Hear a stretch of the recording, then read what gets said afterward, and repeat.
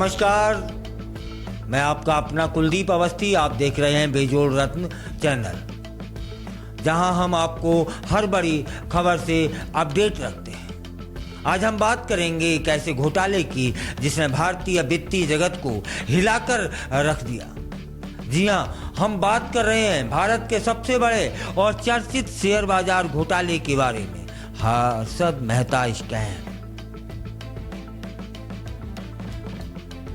यह घोटाला 1990 के दशक में सामने आया था और इसने भारतीय शेयर बाजार की व्यवस्था को पूरी तरीके से तहस नहस कर दिया था। हर्षद मेहता, जो एक प्रमुख व्यापारी और निवेशक था, उन्होंने बैंकों और वित्तीय संस्थाओं से उधार लेकर एक बड़े पैमाने पर शेयर बाजार में हेर फेर किया था। हर्षद मेहता की कंपनियों ने शेयर बाजार के विभिन्न सेक्टरों में निवेश किया, खासकर सीमेंट, ऑटोमोबाइल, सप्लाई चेन जैसे क्षेत्रों में। लेकिन इसके पीछे छिपी सच्चाई एक बड़ी धोखाधड़ी की थी। मेहता ने शेयरों के मूल्य को कृत्रिम रूप से बढ़ाया और बैंकों से भारी उधारी लेकर उसे नियंत्रित किया।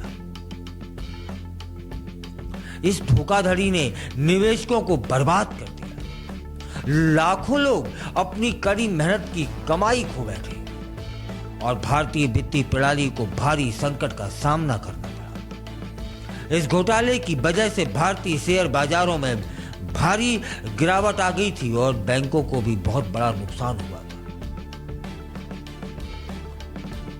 1992 में इस धोखाधड़ी का खुलासा हुआ जब यह सामने आया कि हर्षद मेहता ने बैंकों से लिए गए कर्ज और उनकी कंपनियों के शेयरों को हाई वैल्यू पर बेचा था।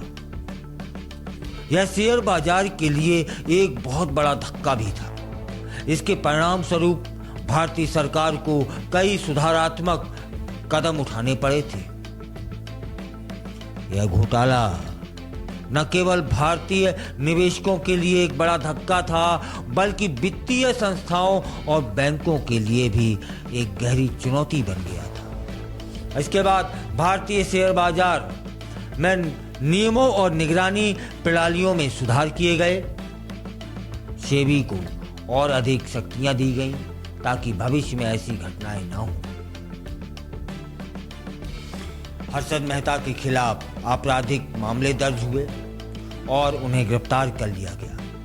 हालांकि न्यायालय के फैसले के बाद वह कुछ समय के लिए जेल गए, लेकिन इस मामले में एक कड़ी चेतावनी दी कि भारतीय शेयर बाजार में निवेश करते समय सतर्क रहना कितना जरूरी है। हर्षद मेहता स्कैम एक ऐसा मामला है जिसमें भारतीय वित्तीय क्षेत्र को पूरी तरीके से बदल डाला। इसने न केवल निवेशकों की सुरक्षा को सवालों के घेरे में डाला था, बल्कि यह भी दिखाया कि निवेश की पारदर्शिता और ईमानदारी कितनी अहम है। इस घोटाले के बाद भारतीय सरकार और वित्तीय संस्थाएं सतर्क हुई और नियमों को कड़ा किया गया।